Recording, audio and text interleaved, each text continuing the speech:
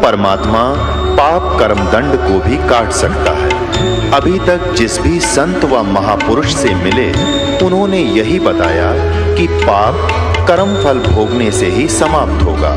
वो प्रभु कौन है जो पाप कर्म को काट देता है, वो काल के बंधन से छुड़वा देता है। उसका क्या नाम है, पूजा की विधि क्या है?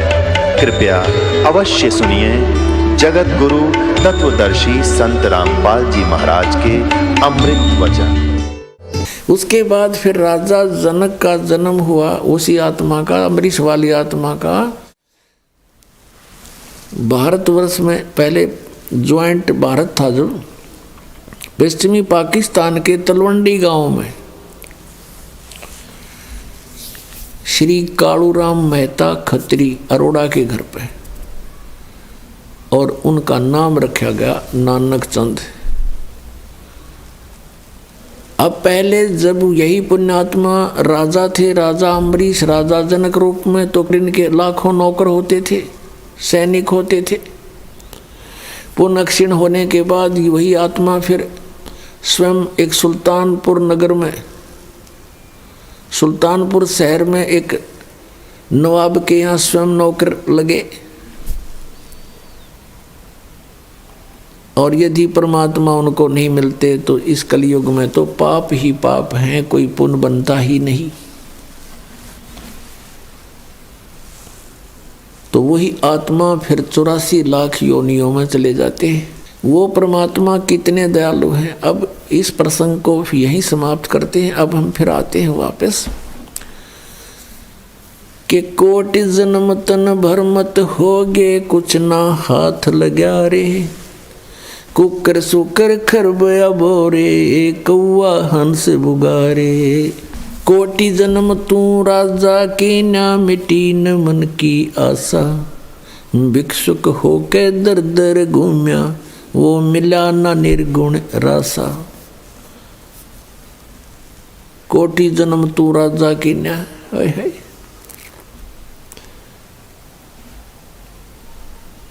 और मिटी न मन की आशा।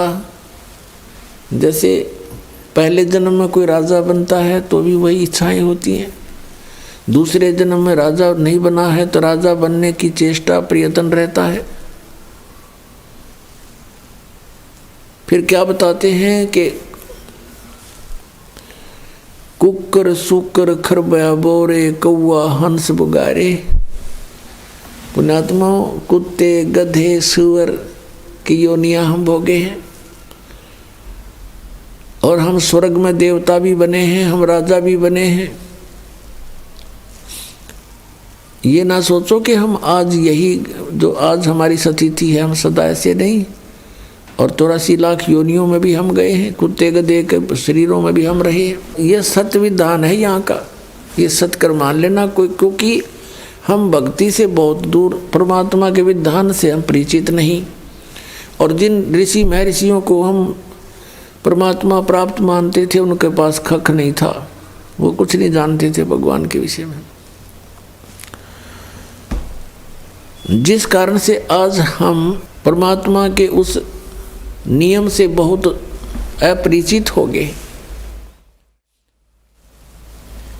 हमें अब मनुष्य जीवन में जो सुविधाएं हैं इनको पाकर हम ये सोच बैठे हैं कि हम ऐसे ही मौज रहेगी, इसको मौज मान रहे हम। जो थोड़ा सा राहत हमें अन्य प्राणियों से ठीक सी महसूस हो रही है,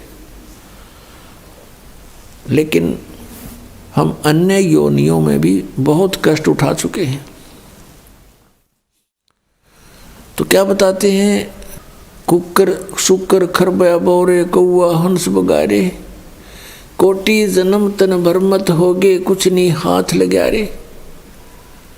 आप यहाँ देखते हो बहुत से उदाहरण ऐसे, जैसे एक पोलैंड देश का एक कैबिनेट यानी पूरा मंत्रिमंडल एक ही जहाज में कहीं जा रहे थे, सारे किसी का शोक व्यक्त करने, और वो जहाज क्रश हो गया, दुर्घटनाग्रस्त हो गया। उसमें 97 बताओ 97 सदस्य थे, सारे मंत्री, फिर MP और प्रधानमंत्री उनका। वो सारे के सारे उसी में मृत्यु को प्राप्त हो गए। गए थे दूसरे का शोक व्यक्त करन, आप ही बीच में रह गई। अब उसको क्या हाथ लगा, प्रधानमंत्री बना हुआ था। और भी यहाँ बहुत से प्रमाण हैं, जैसे एक मुख्यमंत्री आंध्र प्रदेश के थे, हेलीकॉप्टर से यात्रा कर रहे थे, दुर्घटनाग्रस्त हो गया। तीसरे दिन तो उसका शव मिला था, कोई फर्स्ट एड करने नहीं पाया उसको। ऐसे ही अरुणाचल प्रदेश का एक मुख्यमंत्री, 7 दिन में लाश मिली थी उसकी, ऐसे ही हेलीकॉप्टर से उसके गिर जाने से जंगल में पहाड़ों पर मृत्यु को प्राप्त हुआ था। और उन व्यक्तियों की कितनी आशाएं थी, पता नहीं कहाँ कहाँ के प्रोग्राम मीटिंग रखी हुई थी, अब कहाँ गई वो। ऐसे ही बहुत सी बातें हमें याद हैं। और प्रतिदिन ये तो बड़े बड़े व्यक्तियों की, जो जिनको हम बड़े मानते हैं, उनकी घटनाएं सुना रहे हैं आपको, और जनसाधारण को आप देखते ही हो। तो कोटि जन्म तन भरमत होगे, कुछ नहीं हाथ लगा रे। मुख्यमंत्री था, प्रधानमंत्री था, अब मृत्यु का प्राप्त हुआ, भक्ति करी नहीं, कुत्ता बनकर घूम रहा है सैर सपट्टे करता हुआ, या कहीं प्रेत बनकर भटक रहा है। उसको क्या मिला उस प्रधानमंत्री के पद से? तो पुण्यात्मों, जो इस मनुष्य जीवन से हमने करना चाहिए वो भूल गए हम, और साधना करते हैं, शास्त्र विरुद्ध त्याग करते हैं, उसे कोई लाभ होना नहीं। गीता जी अध्याय नंबर 16 के श्लोक 23 में कहा कि शास्त्र विधि को त्याग कर जो मनमाना आचरण करते हैं, उनको न तो कोई सुख हो सकता है, ना उनकी गति हो, ना कोई सिद्धि को प्राप्त हो सकते, अर्थात यूजलेस। इस प्रकार हम अपने मनुष्य जीवन को व्यर्थ करते रहे। इंद्र कुबेर ईश की पदवी, ब्रह्मा वर्ण धर्मराया। ओए होए, इंद्र कुबेर, कुबेर धन का देवता यानी वित्त मंत्री एक ब्रह्मांड का, और इंद्र स्वर्ग का राजा। ईश ब्रह्मा विष्णु महेश की पदवी भी आप जी ने बहुत बार प्राप्त की है। बताओ, अब ये बातें हमें किसी ने ज्ञान कराया नहीं, हम इन्हीं घिसी पिटी उस अज्ञान लोकवेद के आधार से अध्यात्म ज्ञान सुना करते थे।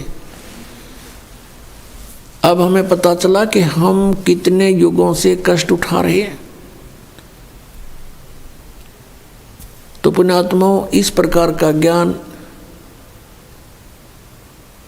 आदरणीय गरीबदास साहिब जी को परम पूज्य कबीर परमेश्वर जी ने बताया, जो जिंदा महात्मा के रूप में वहाँ प्रकट थे। अब छोटा सा 10 वर्ष का बालक बहुत प्रेरित हो जाता है, बहुत कुछ समझने योग्य होता है। एकदम हृदय में ऐसी प्रेरणा बन गई, चरणों में गिर गया और कहने लगा, परमात्मा, क्या इन ब्रह्मा विष्णु महेश से भी ऊपर कोई और प्रभु है? तब परमात्मा ने कहा, बेटा, ये तो एक ब्रह्मांड के अंदर समझ लो एक विभागीय मंत्री है। रजगुण विभाग के ब्रह्मा जी, सतगुण विभाग के विष्णु जी, और तमगुण विभाग के शिव जी। इनके पिता हैं ज्योति निरंजन काल, जिसे सरपुरुष कहते हैं। गीता जी अध्याय नंबर 15 के श्लोक नंबर 16 और 17 में 3 पुरुष बताए हैं, एक सरपुरुष, एक अक्षर पुरुष। सरपुरुष तो ये ब्रह्म है, 21 ब्रह्मांड का स्वामी, जिसको काल भगवान कहते हैं, और अक्षर पुरुष 7 संख ब्रह्मांड का स्वामी, जिसको परब्रह्म भी कहते हैं। ये दोनों प्रभु, पुरुष माने प्रभु, और इनके अंतर्गत जितने प्राणी हैं ये सब नाशवान हैं। जीव आत्मा किसी की नहीं मरती, वो तो कुत्ते के देखी भी नहीं मरती। 15वें अध्याय के 17वें श्लोक में फिर कहा है कि उत्तम पुरुष तू अन्य परमात्मा इति उदाहरते।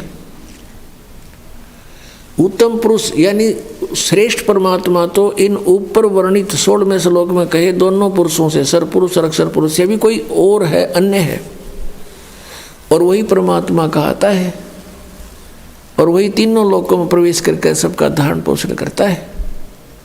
उल्टे लटके संसार रूपी वृक्ष की मूल है, जड़ है। तो इस प्रकार गरीबदास साहिब जी को परम पूज्य परमेश्वर कबीर जी ने सर्व ब्रह्मांडों की रचना का ज्ञान कराया। बच्चा बड़ा ध्यान से सुन रहा है। और फिर प्रेरणा हुई कि हे परमात्मा, आप तो समर्थ हैं। जब आप एक कंवारी गाय का दूध निकाल सकते हो मालिक, आप सब कुछ कर सकते हो। छोटे से बालक का हुआ है, बहुत बड़ी बात खटक गई उसका। और कहा परमात्मा मुझे अपना गांव दिखा दो, आप कहाँ से आए हो, मुझे भी ले चलो एक बार आपके गांव में। और गरीबदास साहिब जी ने पूछा कि हे प्रभु, ये इतना स्वादिष्ट दूध मैंने कभी नहीं पिया। दूध डेली पीता हूँ मैं, लेकिन जो दूध आज इस कंवारी गाय से मुझे प्राप्त हुआ आपकी कृपा से, ऐसा स्वादिष्ट दूध मुझे कहीं नहीं मिला। तब परमात्मा ने कहा बेटा, ये यहाँ के लोगों का दूध नहीं, ये मेरे गांव से दूध आया था, सतलोक से। हे परमात्मा, जब वहाँ का यहाँ कैसे पहुँचा, ये मेरी शक्ति का काम है। तब कहा मुझे भी एक बार आप ले चलो वहाँ पर। तब परमेश्वर ने उस आत्मा को साथ लिया, ब्रह्मा विष्णु महेश का स्थान दिखाया, उनकी सतीथि से परिचित कराया। यहाँ के न्यायाधीश जो सबका लेखा जोखा करता है, सबको दंड देना है या कोई स्वर्ग प्राप्ति करवानी है, जहाँ सबका अकाउंट होता है, वहाँ पहुँच गए गरीबदास जी को लेकर के। जो ही परमात्मा कबीर देव जी जिंदा महात्मा के रूप में, जिंदा संत कैसे होते मुसलमानों के अंदर होते हैं, एक ओवरकोट सा पहनते हैं,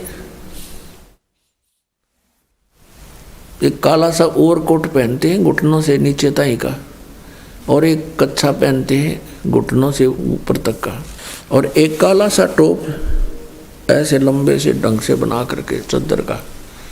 वो ऐसी वेशभूषा वाले को जिंदा महात्मा कहते हैं। और परमात्मा जब भी जिस आत्मा को मिले इसी वेश में मिले हैं। जब वहाँ पहुँचे तो परमात्मा धर्मराज के दरबार में, यहाँ के चीफ जस्टिस के दरबार में पहुँचे 21 ब्रह्मांड के। और जाते ही धर्मराज ने कुर्सी त्याग दी, अपना आसन छोड़ दिया, और उसको परमात्मा का और ही रूप दिखाई दे रहा था। और एकदम खड़े हो गए और कहा आओ महाराज बैठो। तो परमात्मा ने खड़े खड़े जैसे उच्च अधिकारी छोटे कर्मचारी अधिकारी के ऊपर को आदेश देता है, उस समय वो उसको डांट के तरीके से भी बोलता है। ऐसे परमात्मा उस धर्मराज को कह रहे हैं। गरीबदास साहिब ने फिर बाद में बताया कि धर्मराय दरबार में देई कबीर तलाक, मेरे भूले चूके हंस को तू पकड़िए मत कजाक। कजाक है जैसे डांट मारते हैं। तो इस प्रकार धर्मराज कर जोड़कर खड़ा हो गया। बोले पुरुष कबीर से धर्मराज कर जोड़, आपके जीव न पकड़ो ने मन 2 ही लाख करोड़। अब इस तरह अपनी समर्थता से परिचित कराया कि मैं क्या हूँ। फिर वहाँ से निकल कर वहाँ पहुँचे परमात्मा जहाँ ये काल बैठा था 21वें ब्रह्मांड के अंदर, और जहाँ से सतलोक जाने का एक रास्ता है, वहाँ ये चौकस रहता है कोई प्राणी इधर से निकल ना जाए। और जो ही परमात्मा वहाँ पहुँचे और परमेश्वर ने गरीबदास जी से कहा कि बेटा देखना ये है वो काल भगवान, वो बैठा काल, और ये कभी किसी के सामने नहीं आता, इसने प्रतिज्ञा कर रखी है। गीता जी अध्याय नंबर 7 के श्लोक 24-25 में ये कहता है, अर्जुन श्री कृष्ण में प्रवेश करके बोल रहा है कि अर्जुन मेरा ये वास्तविक रूप है, विराट रूप। जैसे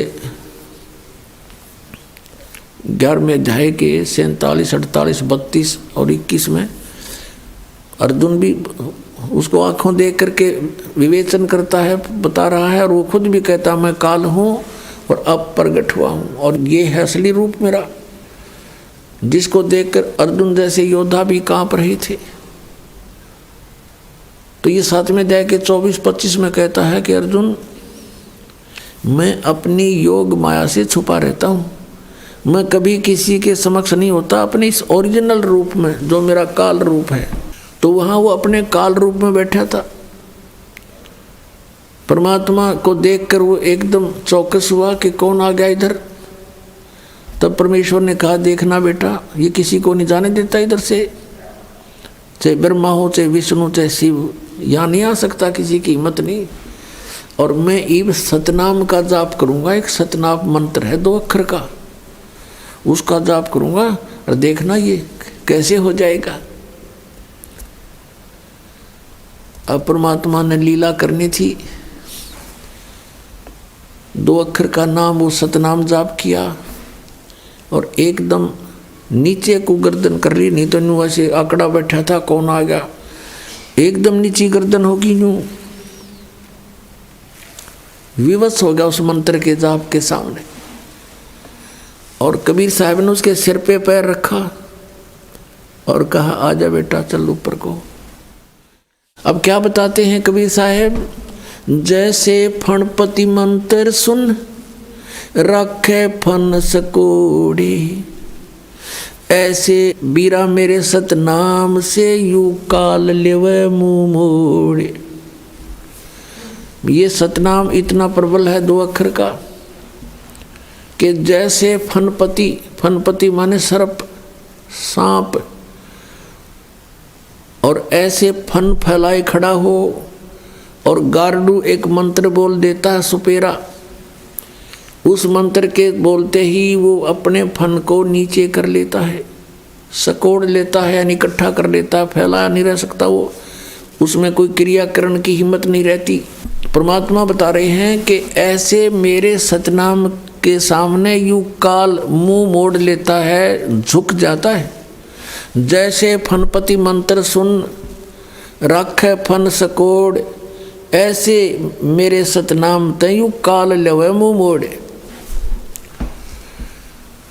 अब ऊपर जाकर के जब क्या देखा, सतलोक में प्रवेश किया 12वें द्वार में। अभी तक हमने 10वां द्वार सुना था, क्योंकि इनकम्प्लीट नॉलेज, इनकम्प्लीट, बिल्कुल उलट बेकार व्यर्थ का ज्ञान सुना हुआ था। ये केवल एक ब्रह्मांड तक की है ये 10वां द्वार, और 11वां द्वार है जब काल के 21 ब्रह्मांडों को पार करके 7 संग ब्रह्मांड इस अक्षर पुरुष के उसमें प्रवेश करते हैं, वो है 11वां द्वार। और फिर 7 संग पार करके सतलोक में प्रवेश करते हैं, वो है 12वां द्वार। तो अभी इस शब्द में लिखा है, जैसा भी आपको सुना था, कि 12 मद महल मठ बोरे बहुर ना दे धरे रे, असंग जन्म तन मर्त्या होगे जीवित क्यों ना मरे रे। और 12 मध्य, 12 माने 12, मध्य महल मठ बोरे, वो परमात्मा का वो परम पद, वो सतलोक, सनातन परम धाम, वहाँ है वो मठ। मठ माने स्थान, जहाँ जाने के बाद बहुर ना दे धरे रे, जहाँ जाने के बाद साधक फिर लौट कर कभी संसार में नहीं आते, वो 12वां द्वार है। अभी तक ये जितने भी पंथ थे, जितने भी संत थे, परमात्मा परिचित संतों को छोड़कर वो केवल 10वें द्वार तक ही सीमित थे। वो काहे के सतलोक गए होंगे फिर, अंडरस्टूड है। जब सतलोक में प्रवेश किया, वो तेजों में लोक है, जैसे हीरा अपने आप चमकता है, ऐसे ही वो सतलोक अपने आप प्रकाशित है, सौ प्रकाशित है। और उसमें परमेश्वर कबीर देव जी, कबीर साहिब जी अपने अन्य रूप में विराजमान थे।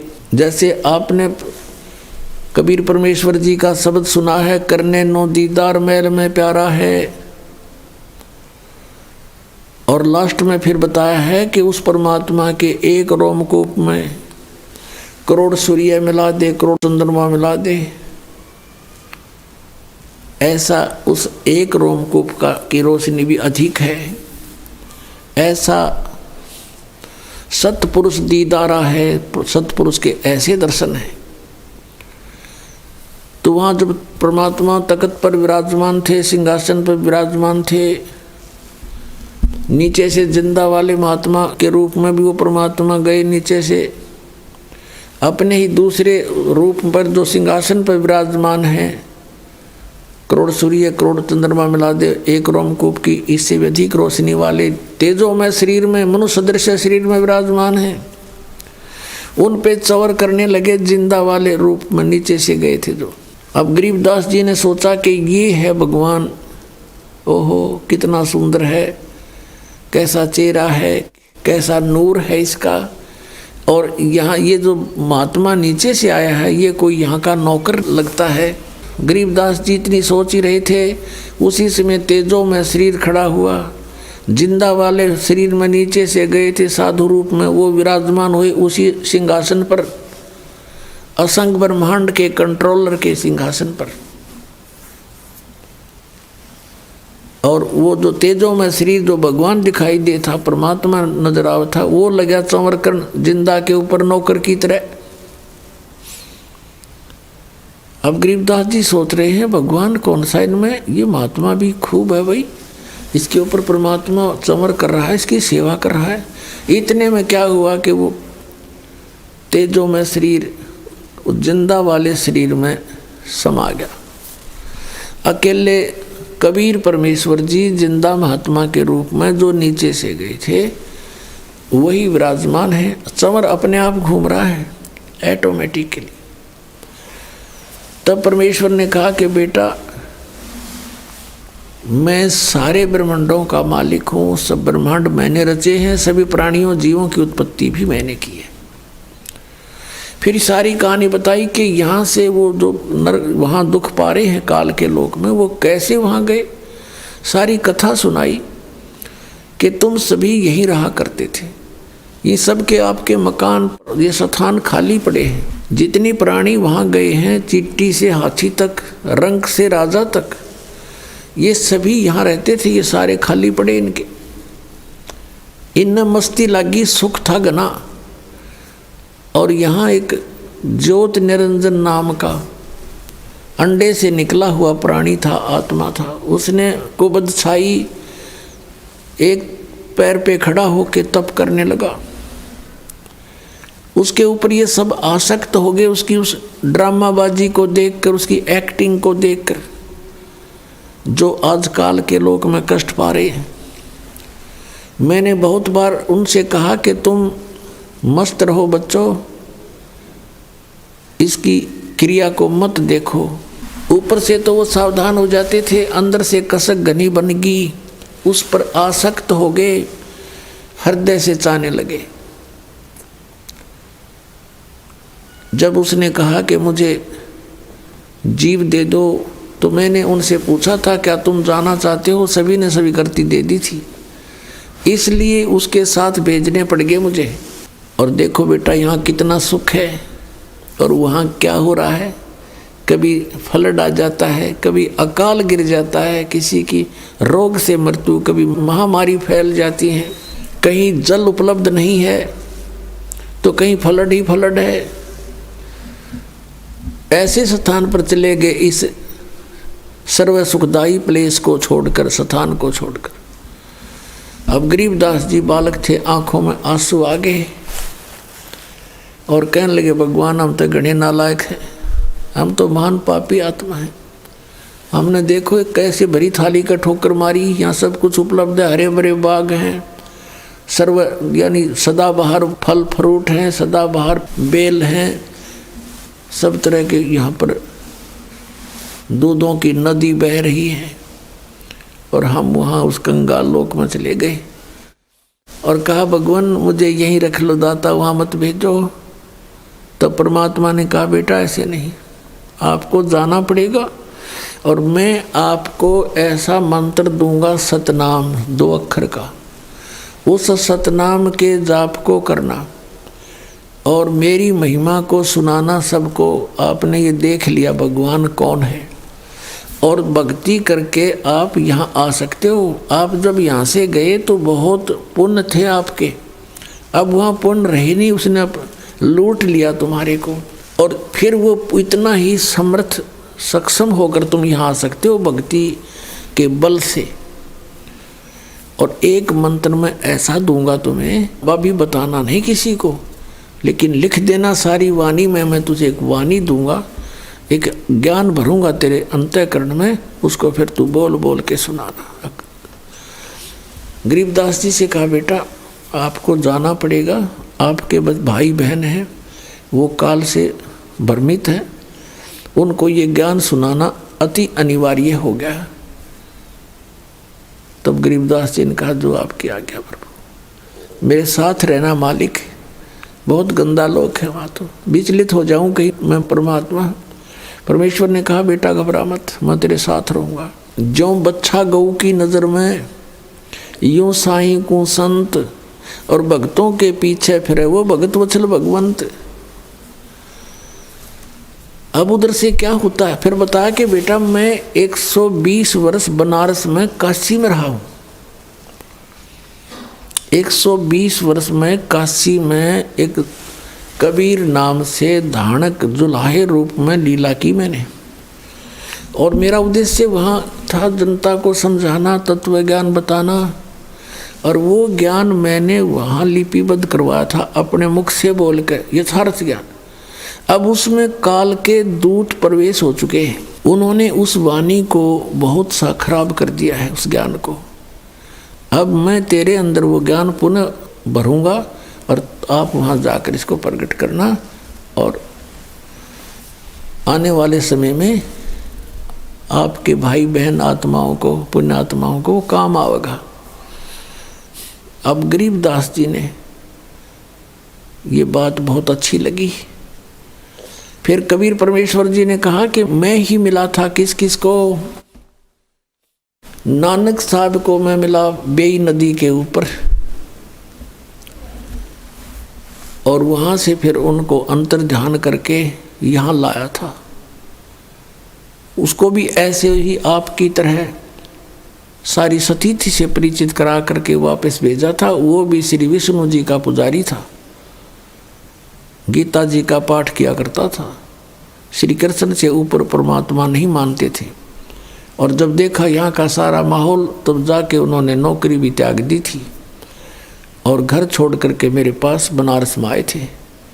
वहाँ से उनको मैंने सतनाम दिया था और उनको बोल दिया था कि बच्चा अभी किसी को बताना नहीं। और ये पिछली पीढ़ी जो अब समय आया है, मोक्ष मार्ग, मोक्ष युग है, अब मोक्ष का समय है, अब ये भक्ति युग आ गया युग, और इसको दूसरे शब्दों में निर्वाण युग भी कह सकते हैं। मोक्ष युग, मोक्ष का समय आ गया। तब तक इस तत्व ज्ञान को छुपा के रखना है, लेकिन लिख देना, अपनी लिखवा देना, बोल देना अपनी वाणी में, लेकिन किसी को बताना नहीं है सतनाम, नहीं तो बात बिगड़ जाएगी। जब परमात्मा को नानक साहब जी ने सचखंड में देखा था, जिंदा वाले महात्मा के रूप में, जैसे नीचे से लेकर गए थे, जिस रूप में जैसे गरीबदास जी को लेकर गए, और फिर वही लीला परमात्मा सबके साथ करते हैं, वहाँ दूसरे रूप में भी विराजमान थे, वैसे ही वहाँ चौर करने लगे। फिर वो तेजों में शरीर खड़ा हो गया, नीचे से नानक साहब जी के साथ जिंदा रूप में गए थे परमात्मा, वो उस तख्त पर विराजमान हो गए, और ऐसे ही चमर हुआ था। फिर उनको कहा था कि मैं बनारस में, काशी में धानक रूप में रह रहा हूँ। आदरणीय नानक साहब जी, परम पूज्य कबीर परमेश्वर जी समकालीन थे, कम से कम 45 वर्ष वो समकालीन रहे हैं। तो जब वहाँ जाकर देखा बनारस में, तीसरे दिन वापस आए, सबने नानक साहब जी को नदी में डूबा मान लिया था। अगले दिन, तीसरे दिन जब वहाँ प्रकट हुए, खुशी की लहर छा गई, लेकिन नानक जी बदले बदले थे। पहले वाले नानक जी का स्वभाव वो नहीं था। नौकरी त्याग दी, वहाँ से वापस चल पड़े। कहाँ चले? बनारस में आए, काशी में आए, देखा तो वही परमात्मा जो असंख्य ब्रह्मांड का स्वामी वहाँ जुलाहे के रूप में बैठकर कपड़ा बुन रहा है, खड्डी में है। उसको देखकर हैरान रह रहे हैं। कहते हैं, फाई सूरत मलुक की वेश, ए ठगवाड़ा ठगी देश, खरासियाना बोता बार, ये धानक रूप रहा करतार। लोगों देखो, ये धानक रूप रहा करतार, ये बैठा परमात्मा, ये मालिक बैठा।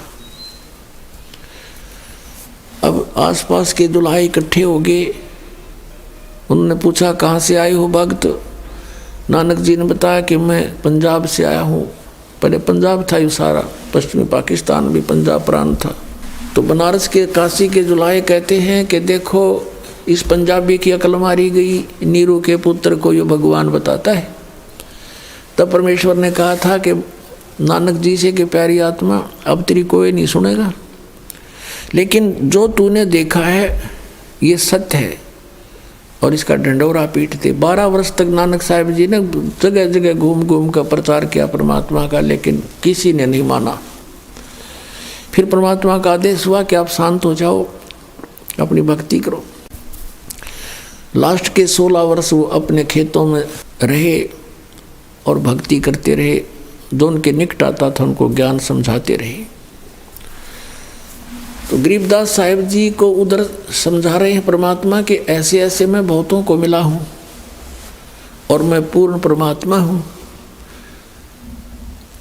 उधर से क्या हुआ कि गरीबदास जी का शरीर वहीं पर रह गया था।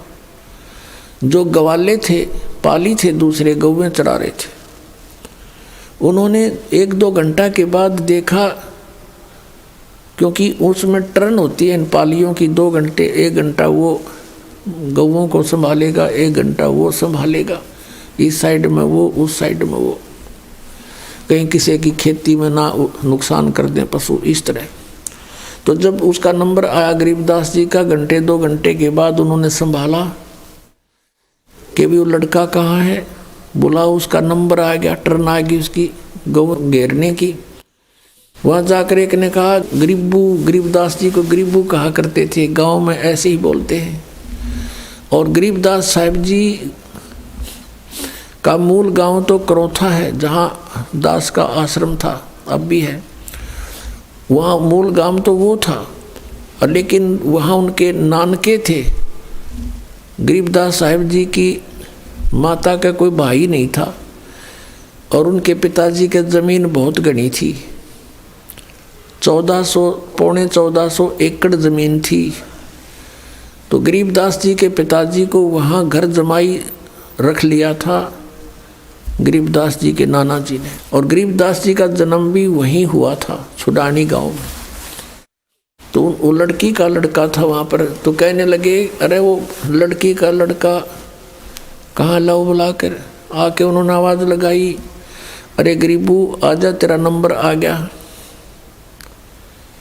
अब गरीबू तो पहुँच रहा सतलोक में, वो तो यहीं का मटेरियल था, यहीं छोड़ना ही था, वो छोड़ के चले गए। निकट सी जाके आवाज़ लगाई, ऐसे बैठे थे आसान, ऐसे आम व्यक्ति बैठ जाता है। निकट सी जाके आवाज़ लगाई, रे गरीबू खड़ा हो ले। बिल्कुल साथ जाके देखे तो जैसे समाधि लगाए बैठा हो, पकड़ के उस किसी ने हलाया, जो बुलाने गया था, अरे भगत जी खड़ा हो।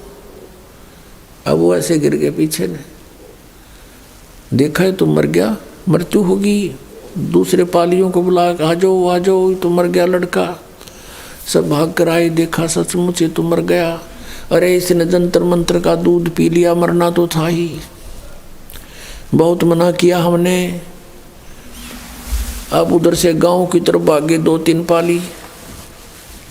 गांव वहाँ से लगभग 2 किलोमीटर की दूरी पर था, छोटा सा गांव था। संदेशा मिलते ही सब सन्नाटा छा गया कि वो लड़की का लड़का ऐसे ऐसे मर गया, किसी बाबा जी ने जंतर मंत्र का दूध पिया दिया उसने, कुंवारी गाय का निकाल के।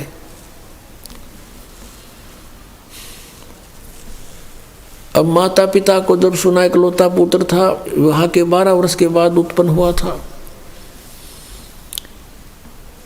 एकदम दोनों बेहोश हो गए। गांव के लोग उधर दौड़ लिए, जाकर देखा सचमुच लड़का मरा पड़ा है। उठा लाए वहाँ से, उसको उठा, कहने का भाव है कि शमशान घाट पर चिता पर रख दिया, लकड़ी डाल कर जलाना शेष था। उसी समय परमेश्वर ने देखा कि ये तो इसके शरीर का नाश कर देंगे, और कहा बेटा जा तू जल्दी कर। उनको सेकंड के अंदर वापस भेज दिया, शरीर में प्रवेश हो गए। प्रवेश होते ही वो एकदम अपने आप जो बंधन बांध रखे थे शव के ऊपर टूट गए। ऐसी हलचल हुई, एकदम उठ गए, उठ के नीचे उतर के खड़े हो गए बच्चे। सब ने खुशी मनाई, लड़का जीवित हो गया, लड़का जीवित हो गया। लेकिन लड़का जीवित तो हो गया, लेकिन वो बोल कुछ और रहा था। पहले वाली वाणी नहीं बोल रहा था, भाषा नहीं थी। वो अमृत ज्ञान जो परमात्मा ने उनके अंतःकरण में फीड किया था और आंखों देखा, जो उन्होंने सब कुछ देखा था, अब वो बोल रहा था। झूठे सुख को सुख कहे ये मान रहा मन मोदे, ये सकल चबीना काल का कुछ मुख में कुछ गोदे। अब सब उससे पूछ रहे हैं बेटा क्या हो गया था, वो बता ही नहीं रहे। कौन था वो बाबा जी तेरे को जंतर मंत्र का दूध पिला दिया? वो कहा करते थे अनंत कोट ब्रह्मांड का एक रति नहीं भारे, सतगुरु पुरुष कबीर हैं ये कुल के सिरजनहार।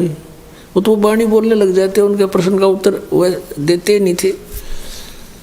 तो गांव वालों ने सोचा भी लड़का जीवित हो गया पर यू मेंटल हो गया, पागल हो गया। उनको बावड़ा कहने लग गए गांव वाले, बावड़िया बावड़िया कहा करें गांव में, पागल हो गया पागल। ऐसे 3 वर्ष बीत गए और जहाँ भी घर वाले भेजे खड़ा खड़ा अपने वाणी बोल रहा, यही घंटों बोलता रहे। तो न इलाज उलूज भी करवाया, जंतर मंत्र झाड़े झूड़े लगवाए, जैसे गांव में ट्रीटमेंट होया करते थे। कोई वैद्य से दिखाया, सब कुछ कर लिया, लेकिन ऑल इन वेन, सब विफल हुए। तो सोचा कोई बात नहीं, या लड़की इस जैसा भी लड़का है इसको देखकर जीवित रहेगी, नहीं तो मर जाती है। अपना टाइम पास कर लेगी इस बावड़िए के साथ, ये सोचकर संतुष्टि कर ली उसके नाना जी ने और आसपास के सभी अन्य व्यक्तियों ने। अब 3 वर्ष के बाद एक दादू पंथ का एक साधु बना हुआ था, बनिया सेठ वैश्य, और वो 60-65 वर्ष की आयु का हो चुका था। घर से सन्यास लेकर के, बाल बच्चेदार था वैसे तो, सन्यास लेकर के दादू साहेब को भी परमेश्वर कबीर जी मिले थे। ऐसे जैसे गरीबदास जी को मिले थे, वैसे कहीं गांव से बाहर बनी में खेल रहा था। 7 वर्ष की आयु थी दादू जी की। सतलोक से आए परमात्मा ऐसे जिंदा महात्मा के रूप में उनको भी ज्ञान दिया, उनको उनकी आत्मा को भी सचखंड लेकर गए थे। और 3 दिन और 3 रात बेहोश पड़े रहे थे वो दादू साहब जी, 7 वर्षीय बालक। दादू जी साहब के साथ भी यही प्रक्रिया की थी जैसे गरीबदास जी के साथ हुई।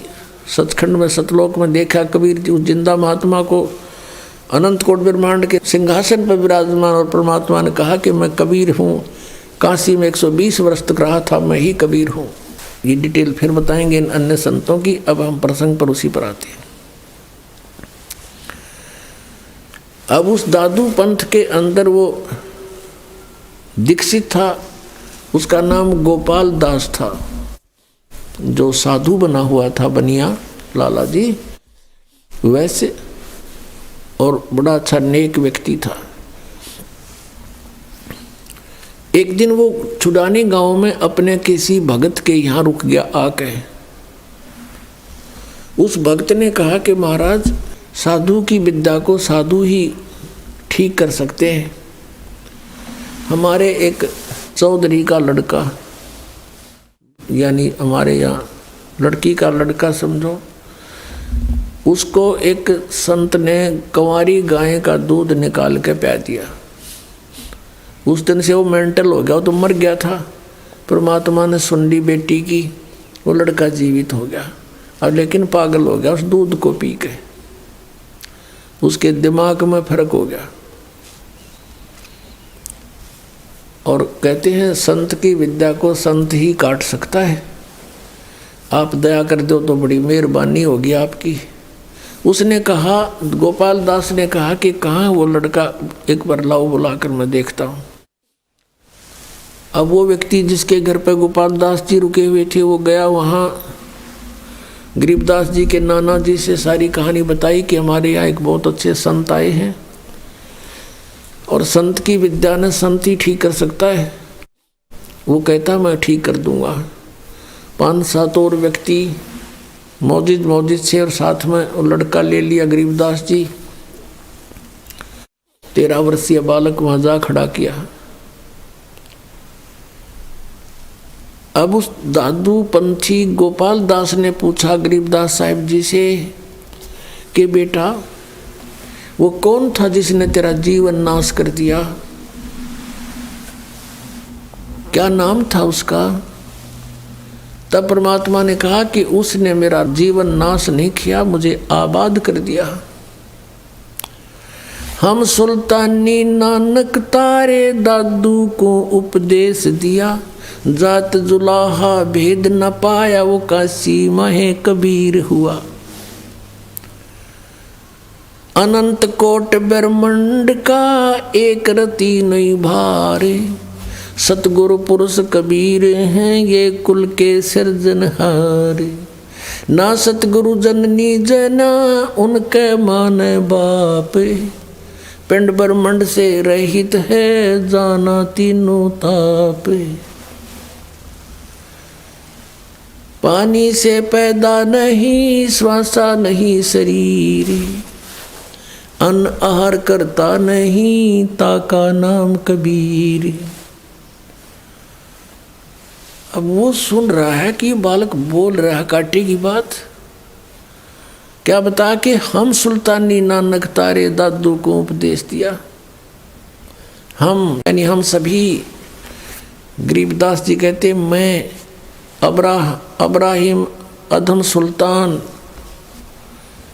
जिसको सुल्तानी कहते हैं, हम सुल्तानी नानक तारे और तेरे दादू को उपदेश दिया। वो जात जुलाहा भेद न पाया, काशी माहे कबीर हुआ। वो कबीर अनंत कोट ब्रह्मांड का एक रति नहीं भार, और सतगुरु पुरुष कबीर है, वो कुल के सिरजनहार। बहुत देर तक परमात्मा ने वाणी सुनाई, और वो 65 साल का बूढ़ा जो देखे मटर मटर आया था, उसका दाढ़ी लान झाड़ा लग गया उस गोपाल दास के। अब उसने देखा तो जानकार था, दादू साहब की वाणी भी पढ़ा करता था कि ये तो बहुत अनमोल ज्ञान है, और यदि ये लिपिबद्ध हो जावे कलयुग में बहुत जीवों का उद्धार होगा। वो 65 साल का महात्मा खड़ा होकर कहता 13 वर्ष के बालक को कि महाराज जी ये वाणी लिखवा दो। मैं वाणी लिख लूँगा, लिखवा दो भगवान, सबके काम आओगी। अब गरीबदास जी चल पड़े फिर वहाँ से, उसकी बात नहीं सुनी। अब वो गांव वाले सोचते हैं कि वही इस लड़के में तो कसूती वाला है, बाबा जी के भी जंतर मंत्र कर दिया, यो भी सही ओट बोला है, इसमें कोई भयंकर शक्ति है, भयंकर कोई इसके अंदर प्रेत बाधा है। ये बाबा जी भी सह के साथ हो लिया, हाथ जोड़ के पीछे पीछे चल पड़ा। अब 3 दिन तक गोपाल दास उनसे रह कर मिलते रहे, प्रार्थना करते रहे। तीसरे दिन गरीबदास जी ने कहा कि भक्त यदि सारी लिखे बीच में छोड़ कर ना भागे तो लिखवाऊँ मैं। तो गोपाल दास ने कहा महाराज जी मैं तो घर से फारिग हूँ, कति फ्री होकर रहा हूँ, कोई काम नहीं मुझे, आप दया करो। परमात्मा ने कहा ले आ कागज और कलम अपनी। अब गरीबदास जी के एक बेरी का बाग था, बेरी बड़बेरिया का बाग था, उसमें एक जंडी का पेड़ था। वहाँ उस समय ऐसे ही हुआ करते थे, रेगिस्तान टाइप से था वो क्षेत्र पहले, जंडी के पेड़ बहुत हुआ करते थे, जैसे आजकल राजस्थान में होते, इस तरह की स्थिति थी। तो वहाँ बैठकर जंडी के पेड़ के नीचे गरीबदास जी बोला करते थे, गोपाल दास दादू पंथी लिखा करते थे। उसमें लिखा कि 6 महीने तक ऐसा वो लिखते रहे, तो तब ये ग्रंथ, ये वाणी लिखी गई। और भी फिर कभी कभी मूड माकर बोलते थे, वो चलते फिरते वो भी लिख लिया करता था, उसके साथ रहने लगा कुछ दिन। तो फिर वही बोला हुआ आंखों देखा हाल ऊपर का जो गरीबदास जी ने परमात्मा के साथ जाकर देखा था, वो आंखों देखा अपनी इस अमृत वाणी में लिखा है। अपने आत्माओं, सत्संग का जो उद्देश्य होता है उसमें परमात्मा के विषय में जानकारी होती है, और परमात्मा को पहचानना कि कौन है परमात्मा और कैसा है भगवान और कैसे मिलता है, वो कहाँ रहता है, ये 4 वस्तु क्लियर होनी चाहिए तो सत्संग है। नहीं तो भगवान की प्रभुता के गुण, महिमा के गुण कितने गा लो, जब तक भगवान मिला नहीं तो उनकी महिमा करते रहने से हमें लाभ क्या होगा। जैसे बिजली के गुणों का ज्ञान है, बिजली पंखा चलाती है, बल्ब जगाती है, बड़ी बड़ी फैक्ट्रियों को चलाती है, और नीचे से जल निकाल देती है, आटा पीस देती है, पशुओं का चारा काट देती है, कट कट कट करके। तो ये तो गुण है, इनको गाते रहो, बजाते रहो, ढोल पीट कर गाने लग जाओ, अख्तारे बना कर गाने लग जाओ। जब तक बिजली का कनेक्शन नहीं मिलेगा, जिन गुणों का ज्ञान दिया जाता था वो गुण प्राप्त, लाभ प्राप्त हो नहीं सकते। वो गुण जो हम गाते हैं बिजली में, वो जो कि तो विद्यमान है, पर वो प्राप्त कैसे होंगे, कनेक्शन लेना पड़ेगा उसका। इसी प्रकार परमात्मा की महिमा के कितने ही शब्द गा लो, वाणी बोल लो, उनको गढ़वे बेंजू बांध के सारंगी सुरंगी पे वहाँ गा लो, परमात्मा ये कर देता है, परमात्मा ये कर देता है, भगवान ऐसा सुखदाई है, भगवान ऐसा सुखदाई है। वो तो है ही, अच्छी बात है, उसके गुणों का परिचय होना चाहिए, लेकिन यही करते रहे और कनेक्शन ना मिला, भगवान मिला नहीं तो व्हाट इज यूज। इसका लाभ केवल गाने और बजाने और सत्संग करने का, यूजलेस। तो सत्संग के अंदर ये कंसेप्ट क्लियर होना चाहिए कि वक्ता के बताना चाहे है और क्या प्रमाण है उसका। अपनी अपनी कह गई इस दुनिया की माँ, बिन साहिब की बंदगी कहीं ठोर ठिकाना ना। अपनी अपनी सब डफली पीट रहे हैं और यहाँ तक सिद्धांत बना दिया कि संत जो कहते हैं वो सारी सच्ची, संत जो कहते हैं वो सच्ची है, लेकिन असंत जो कहते हैं वो सब झूठ होती है। संत और असंत का कहाँ से पता लगेगा। संतों की वाणी सदग्रंथों से मेल खाती है और सदग्रंथों से मेल नहीं खाती है तो वो असंत है। अपनात्माओं, अब संत और असंत का प्रमाण दिखाते हैं। परमात्मा क्या लीला करता है वो कहाँ से हमें पता चला। अब हमने आदरणीय गरीबदास साहिब जी या आदरणीय नानक साहिब जी या अन्य आदरणीय संतों की जो वाणी है वो तो हमने कभी सुनी नहीं थी। आइए अब हम उन श्रद्धालुओं के अनुभव जानते हैं जो जगत गुरु तत्वदर्शी संत रामपाल जी महाराज जी से दीक्षा प्राप्त कर चुके हैं तथा उनके द्वारा बताए गए भक्ति मार्ग पर चल रहे हैं। नमस्कार सर। सत साहिब। सर क्या नाम है आपका? रामलाल दास, अयोध्या अकबरपुर का रहने वाला हूँ जी मैं। सर संत रामपाल जी महाराज से नाम दीक्षा आपने कब ली? 9 अगस्त को लिया जी, 2018। सर संत रामपाल जी महाराज से नाम दीक्षा लेने से पहले आप क्या भक्ति साधनाएं करते थे? मैं यही सब जो है वैष्णो देवी जाता था, लोगों को लेके जाता था सर, और भैरव बाबा को यहाँ जाता था, मैं दारू उरू चढ़ाता था और जो है अखंड रामायण करवाता था, श्रीमद् भागवत कथा कराता था। उल्टे जो है मुझे बीमारियां जो है पूरी तरह से जकड़ लिया, मुझे दौरे पड़ने लगे जी है, और दवाइयां एलोपैथी खाते खाते मेरे को इन्फेक्शन हो गया, पेट में जो है साइड इफेक्ट कर दिया, मेरी आंतों में इन्फेक्शन हो गया। मैं जो कुछ खाता था मुझे को लगता नहीं था, जो है सब पलट देता था, जो है हजम नहीं होता, पानी तक हजम नहीं होता था। मैं सोचता था कि जो है मैं थोड़ा दान पुण्य जितना करूँगा मेरे को अच्छा हुआ, मेरा लाभ होगा, लेकिन उल्टे मेरे को बीमारियों से जकड़ता हुआ चला गया। मैं 6 साल हो गया मेरे को जो है दौरे से परेशान था, दिमाग पे गैस बनती थी पेट में और दिमाग पे चढ़ जाता था, तो मैं नेगेटिव सोचने लगता था, जो है इससे मैं बहुत परेशान था। मेरी इतनी हालत ख़राब हो गई कि जो है कि अब मैं सोचा कि अब मेरा सेहत ढलता हुआ चला गया। अब मेरे को ये स्थिति हो गई कि मैं अब जो है बचूंगा नहीं। फिर मैं अपने घर वालों से, बच्चों से मैंने बोलने लगा, बच्चों एक काम करो, तुम पढ़ाई छोड़ दो। अपने बेटे 14 साल का मेरा लड़का है, मैंने कहा उससे कि तुम पढ़ाई छोड़ दो बेटा और फैक्ट्री की तरफ चलो, तुम ध्यान दो, जैसे जैसे मैं करता हूँ सारा काम अपने सामने सामने तुम्हें सिखा दूँ। अभी 14 साल का मेरा बालक था जो है बेटा, और अपनी घरवाली को भी मैंने कहा तुम ऐसा करो, बच्चे के साथ साथ तुम भी चलो फैक्ट्री जो है अपना कारोबार संभालो। मैं अब जो है मेरा जो दशा होती जा रही है, अंदर से गिरता चला जा रहा हूँ, इतनी दवाइयाँ कराता चला जा रहा हूँ। जो गैस्ट्रोलॉजिस्ट डॉक्टर होते हैं, गैस की पेट के स्पेशलिस्ट पुष्पांजलि नर्सिंग होम में मैंने बहुत दवाइयाँ कराई, सालों कराई मैंने, उन्होंने भी हाथ खड़े कर दिए कि समझ में नहीं आ रहा तुम्हारी गैस की बीमारी दिमाग पे जो चढ़ रही है उस क्यों नहीं ठीक हो रही है। फिर मैं और निराश हो गया, मैंने कहा डॉक्टर जब दिल्ली के जो है निराश हो जा रहे हैं तो मैं अब क्या करूँगा। फिर मेरा विचार आया, मैंने कहा अब मैं बचूँगा नहीं। फिर मुझे किसी ने कहा कि आयुर्वेद में चले जाओ। मैंने पहाड़गंज नई दिल्ली पे आयुर्वेद के जो है 1 साल तक दवाई खाई, खूब महंगे 9,000 रुपये महीने का दवाई लाता रहा। मैं 1 साल लगातार दवाई खाया वहाँ पे, लेकिन फिर भी मैं ठीक नहीं हो रहा। तो मैं सोचता है भगवान मैं क्यों नहीं ठीक हो रहा हूँ, जब सारी दुनिया यहाँ दिल्ली दूर दूर से लोग आते हैं और दिल्ली में आके ठीक हो जाते हैं, मैं क्यों नहीं ठीक हो पा रहा हूँ। लेकिन मैं कुछ समझ में नहीं आ रहा। फिर मैं सोचा अब मेरा कोई पाप पुण्य मेरे पिछले कर्मों का है, अब मुझे कोई ठीक नहीं कर पाएगा। सर फिर संत रामपाल जी महाराज की शरण में आप कैसे आए?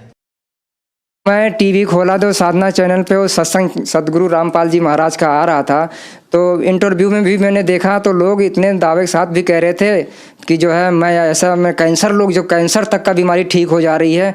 तो मैंने कहा जब कैंसर इतनी भयानक बीमारी ठीक हो जा रही है, लोग ऐसे कैसे हो सकता है कि कोई भक्ति करने से ऐसी बीमारी ठीक हो सकती है। मैं सोचा कि मुझे भी आजमाना चाहिए ज़रा। तो फिर मैंने वहाँ नीचे पट्टी चल रही तो उस पर नंबर मिलाया, जो है बरवाला वो मिला, जो है फ़ोन नंबर मिला। तो वहाँ से मैं बोला कि मैं दिल्ली से बोल रहा हूँ। तो उन्होंने नंबर मेरे को दिया मुंडका का जी मुंडका। मैंने हो सवेरे मैंने कहा अब देरी नहीं करना। मैं अपनी सेहत के बारे में कोई बता देता था कि आराम हो जाएगा, तुरंत तैयार हो जाता था, पैसे भी नहीं देखता था मैं कितने पैसे लगेंगे कितने लगेंगे। मैं सवेरे हो तो जो है पता किया सत्संग कब है, तो परसों संडे वाला दिन था। तो मैंने कहा परसों ही जाएंगे। फिर संडे वाले दिन मुंडका में पहुँच गया। मैं वहाँ पर मैंने संत रामपाल जी महाराज जी से 9 अगस्त 2018 को मुंडका में नामदान लिया। सर संत रामपाल जी महाराज से नाम दीक्षा लेने के बाद क्या आपको कोई लाभ भी प्राप्त हुए? जी सर, जब मैंने वहाँ मुंडका में गया और मैंने घरवाली कही कि खा लो भंडारा, देखी जाएगी जो कुछ होगा, परमात्मा अगर हैं यहाँ पे तो कुछ न कुछ दया तो जरूर करेंगे। फिर मैंने भरपेट खाया, बेहिचक खाया खाना वहाँ पे। और उसके बाद देखा जो है 1 घंटे के बाद मुझे जो है एहसास लगा कि जो खाया हूँ हजम हो गया। फिर मुझे प्रेरणा हुई कि मैं अब नामदान लेके ही छोड़ूंगा। तुरंत ही जो है मैं 9 अगस्त 2018 को वहीं जो है नामदान संत रामपाल जी महाराज से नामदान ले लिया। और फिर मैं घर जब वापस आया तो मेरे एकदम बड़ा स्वस्थ महसूस। अचानक ऐसा मेरे लगता कि जैसे कोई चमत्कार हो गया। मेरे को खाना हजम नहीं होता था और कैसे हजम हो गया। पहले दिन ही मुझे ऐसा लगा कि जो है क्या हो गया यार, इसमें कुछ न कुछ शक्ति तो है। तो मेरे को जो है पानी भी हजम नहीं हो रहा था, लेकिन मैं खाना भी खाया, वो भी सब हजम हो गया। और शाम तक मैंने एकदम बड़ा हल्का महसूस किया जो है। फिर मैं बहुत जो है फिर मैंने शाम को सत्संग सुना लगाया साधना चैनल पे संत रामपाल गुरुजी महाराज का। रोज़ मैंने देखना शुरू कर दिया और हर संडे को ही जो है मैं अब जाना शुरू कर दिया। पहले मुझे लाभ तो ये हो गया जी कि मेरी दवाई जो मैं कंटिन्यू दवाई रोज़ खाता था, फिर मैं धीरे धीरे दवाई अपना बंद करता चला गया। अब धीरे धीरे मेरा 2 महीना बीता और दवाई मेरी बंद होती चली गई। तीसरे महीने मैंने बिल्कुल ही दवाई बंद कर दिया। अब मैं बिल्कुल दवाई नहीं खाता हूँ और जो है मेरे को बिल्कुल ठीक हूँ। अब मुझे ऐसा लगता है कि मैं अब तो काफ़ी दिन तक ही जिंदा रहूँगा। अब मुझे कोई डर नहीं लगता है कि अब मैं मरूँगा। अब अपनी फैक्ट्री में जाता हूँ, बच्चे को अपने कह दिया बेटा तू पढ़ाई कर, अब मैं फैक्ट्री संभाल लूँगा, घरवाली तू घर पे रह और मैं फैक्ट्री जाया करूँगा, अपने वर्करों को सारा देखभाल करता रहूँगा मैं। अब मुझे पूर्ण विश्वास हो गया।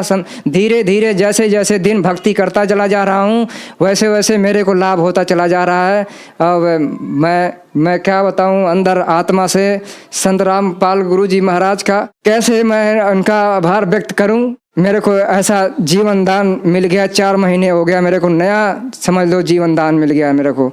मैं तो इतना घबरा गया था कि अब मैं इस दुनिया से चला जाऊंगा, लेकिन डॉक्टरों ने पुष्पांजलि नर्सिंग होम में इतना बड़ा मेडिकल सेंटर है, डॉक्टर नीरज है वहाँ के गैस्ट्रोलॉजिस्ट है, उन्होंने जो है हाथ खड़े कर दिए, तुम्हारा जो है होम्योपैथिक में चले जाओ, आयुर्वेदिक में चले जाओ, ऐसा कह दिया। मेरे को बहुत निराश हो गया। लेकिन जो है आज मेरे को इतना लाभ हो गया कि मैं संत रामपाल जी गुरु जी महाराज का मैं कैसे आभार व्यक्त करूं। एकदम स्वस्थ हो गया। तो मेरे बच्चों ने देखा कि अब तो यहाँ पे अच्छा चमत्कार हो रहा है, और मेरे बच्चों ने पापा हम भी जो है नामदान लेंगे जो है। और मेरे जो रिश्तेदार, मेरी साली और मेरे घर वाले जो गांव में थे अयोध्या अकबरपुर में, वो लोग सोचते थे ये रामलाल बहुत बीमार रहता था, और वहाँ सत्संग में जाने से मात्र से ही इसका जो है बीमारी, और दवाइयाँ नहीं कर रहा, जो रोज़ 10 साल से दवाइयाँ, जब सुनो दवाइयाँ खाता रहता था, अब कह रहा है दवाई नहीं खाता हूँ मैं। ये देख के कह रहे हैं कि मैं भी जो है नाम दान लूँगा। कुछ लोग तो मेरे साली ओली के बच्चे आए और गांव से आके, वहाँ से अयोध्या से आए, उन्होंने अकबरपुर से यहाँ दिल्ली में आए मेरे पास, और जो है संडे वाले दिन जो है सातों ने मेरे संत गुरु रामपाल जी महाराज का नामदान केंद्र पे नाम दीक्षा ले लिया। दूसरा लाभ मेरे को ये हुआ कि 12 दिन हुए थे नामदान लिए हुए मुंडका से। मेरे को जो है मेरी घरवाली के ऊपर जो है सिलेंडर गिर गया था, ऊपर से 5 फुट ऊपर से गिरा भरा सिलेंडर, उसके रीढ़ के हड्डी पे गिरा था। 5 मिनट के बाद ऐसा लगा था कि जैसे वो बेहोश हो जाएगी। हम लोग पूरे परिवार घबरा गए, क्या तो रीढ़ की हड्डी टूट गई होगी, परमात्मा क्या कैसे हो गया भगवान। लेकिन उसने 5 मिनट के बाद उसको होश आया, कह रहा कि मेरे तो कुछ भी नहीं हुआ जी। एक चमत्कार तो मेरे को ये हो गया। तीसरा चमत्कार मेरे को हो गया, मैंने एससी का सर्टिफिकेट जो है मजिस्ट्रेट के यहाँ सबमिट किया था। बड़े मुश्किल से मैंने सारे कागजात इकट्ठा करके मैंने सुंदर नगरी में यहाँ इकट्ठा किया था, जमा किया था। उसके बाद 1 हफ्ते बाद ये रिजल्ट आया कि तुम्हारा जो है फेल कर दिया गया और रिजेक्ट कर दिया गया मेरा फार्म। मैं बड़ा दुखी हुआ। हे भगवान क्या करें, अब जो है इतनी मेहनत से मेरे को प्रूफ नहीं है दिल्ली के अंदर, बड़े मुश्किल से इधर उधर से पड़ोसियों से प्रूफ इकट्ठा करके मैंने जो है सारा इकट्ठा किया था। अब फिर दोबारा कैसे, और मैंने अपना जहाँ मैं किराए पे मकान पे रहता था, वहाँ से मैंने अपना मकान खाली करके दूसरे मकान में चला गया। मैं बड़ा परेशान हुआ कि मैं अब कैसे, यहाँ पड़ोसियों से मेरे जान पहचान नहीं है, कैसे जो है अब जो है मैं फिर अपना प्रूफ इकट्ठा करूँगा, कोई देगा नहीं मेरे को यहाँ से। ये परमात्मा की ऐसी दया हुई, हम लोग सोचते ही रह गए। दूसरे दिन ही मैसेज आ गया फ़ोन में कि तुम्हारा जो है वो 6 महीने बाद जो है मैसेज आ गया फ़ोन में कि तुम्हारा जो है सर्टिफिकेट पास कर दिया गया है। ऐसा चमत्कार मेरे को आत्मा से हो गया, ये तो कोई चमत्कार ही हो गया एकदम से। हम विश्वास ही नहीं कर पा रहे थे ये कैसे हो सकता है। ये फेल कर दिया सरकारी अफसरों ने जो है, और दोबारा 6 महीने के बाद मेरा ही जो है सर्टिफिकेट को पास कर दिया गया। हम जाके वहाँ तो जो है कंप्यूटर से निकलवा के ले आए, नेट से। मैं इतना खुश हुए, हमारे परिवार जो है। और अभी 3 दिन पहले संडे को जो है मेरा पूरा फैमिली जो है आके यहाँ नामदान ले लिया जी। सर, जो जन समुदाय आज आपको देख रहा है, आप उन्हें क्या संदेश देना चाहते हैं? मैं सभी श्रद्धालुओं से विनती करता हूं कि आप संत गुरु रामपाल जी के शरण में आएँ, और मेरी तरह सभी बीमारी जो लोगों के पास है, परेशान है हमारी तरह, वो आए और अपना जो है कल्याण कराएं और इसमें भक्ति करें और मोक्ष को प्राप्त करें। सर, संत रामपाल जी महाराज से नाम दीक्षा कैसे ले सकते हैं? सभी कई चैनलों पे जो है, टीवी के कई चैनलों पे सत्संग आता है गुरु रामपाल जी महाराज का। नीचे एक पट्टी चलती है, उस पर आश्रम का नंबर लिखा होता है। उस नंबर को मिलाओगे तो आपको बताया जाएगा, आपके नज़दीकी नाम केंद्र को बताया जाएगा। वहाँ से आप जाके नामदान केंद्र पर अपना नाम दान करवा सकते हैं। धन्यवाद सर। सत साई।